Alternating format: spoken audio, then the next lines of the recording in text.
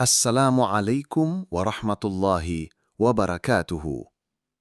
Saudaraku, kali ini disampaikan penjelasan makna Asma'ul Husna, Al-Qabid, Al-Basit, Al-Khafid, Al-Rafi', Al-Mu'izz, dan Al-Mudhil, berdasarkan keterangan dari Al-Quran, hadis, dan penjelasan para ulama. 1. Al-Qabid, yang menyempitkan. Makna bahasa, yang menggenggam, menahan, atau menyempitkan. Makna menurut ulama, Allah adalah zat yang menyempitkan rizki, umur, kekuatan, bahkan hati manusia sesuai hikmahnya. Tidak selalu bermakna hukuman.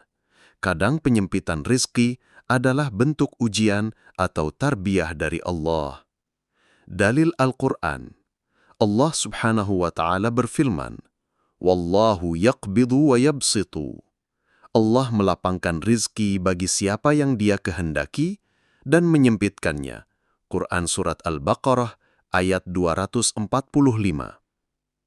Penjelasan Rasulullah dalam hadis riwayat Muslim, Nabi berdoa, Ya Allah, siapa yang aku cintai, lapangkanlah rizkinya, dan siapa yang Engkau kehendaki, Engkau sempitkan.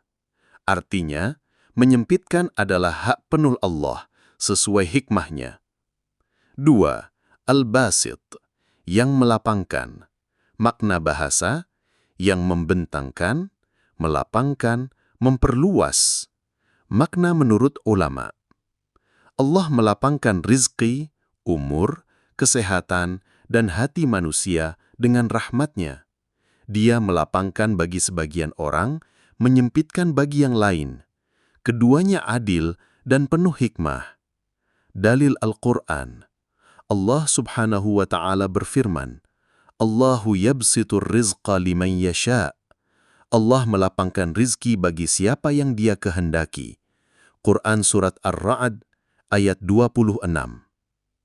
Ayat ini sering disebut bersama dengan nama Al-Qabid. Keterangan Imam Al-Ghazali, Al-Basit bukan hanya melapangkan harta, tapi juga hati, dada, dan ilmu, membuat manusia merasa lega dan tenang. 3.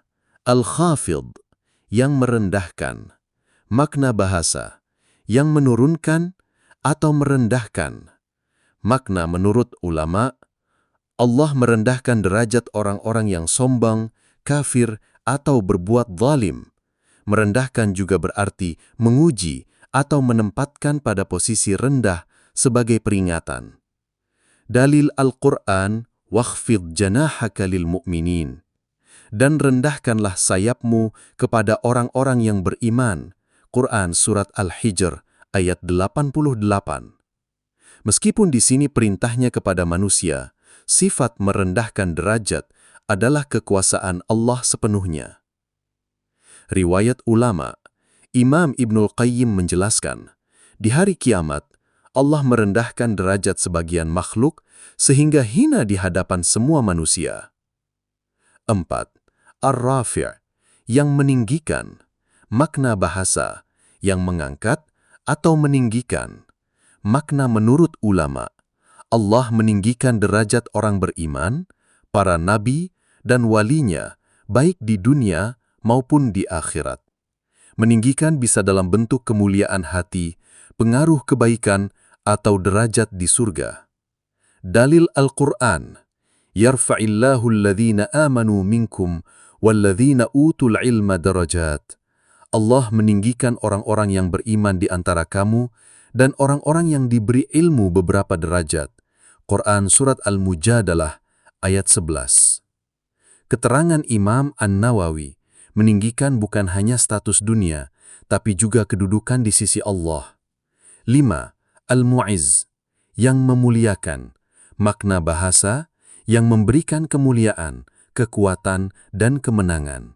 Makna menurut ulama, Allah memberikan izzah, kemuliaan, kepada hambanya yang taat.